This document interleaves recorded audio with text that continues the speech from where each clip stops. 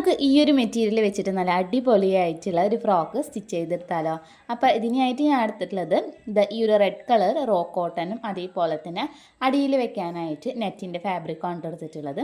പിന്നെ ഈ ഒരു പീസ് ഞാൻ നെക്കിൻ്റെ അവിടെ വെക്കാനായിട്ട് എടുത്തിട്ടുള്ളത് വെള്ള ഒരു പീസും കൂടിയാണ് കേട്ടോ. പിന്നെ നമുക്ക് ലൈനിങ് ആയിട്ട് എടുത്തിട്ടുള്ളത് ക്രേപ്പാണ്. അങ്ങനെ ഇത് അളവുകളൊക്കെ മാർക്ക് ചെയ്ത് കൊടുത്തിട്ടുണ്ട്. പിന്നെ ഇത് ഞാൻ 6 മാസമായുള്ള കുട്ടിക്കുള്ള അളവിലാണ് കേട്ടോ സ്റ്റിച്ച് ചെയ്ത് എടുക്കണത്.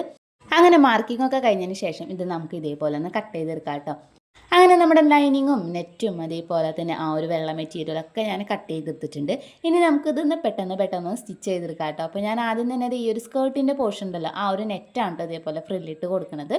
അങ്ങനെ ഞാൻ ഇത് ഒരു ദിവസം കൊണ്ട് തന്നെ വേഗം സ്റ്റിച്ച് ചെയ്തെടുത്തു കേട്ടോ. അപ്പോൾ നമുക്കിതിൻ്റെ ഫൈനൽ റിസൾട്ടും കൂടി ഒന്ന് കണ്ടുനോക്കി നോക്കാം. ഇതാണ് കേട്ടോ ഇതിൻ്റെ റിസൾട്ട് എന്ന് പറയുന്നത്. നല്ല അടിപൊളിയായിട്ടുള്ളൊരു നല്ല ഭംഗിയുള്ള ഒരു വൈറ്റ് ആൻഡ് റെഡ് കോംബോയിലുള്ള ഡ്രസ്സാണ് കേട്ടോ സ്റ്റിച്ച് ചെയ്തെടുത്തിട്ടുള്ളത്. അപ്പോൾ നെക്കിൻ്റെ അവിടെ ഇതേപോലെ പീച്ചർ പാൻ കൊടുത്തിട്ടുണ്ടായിരുന്നു.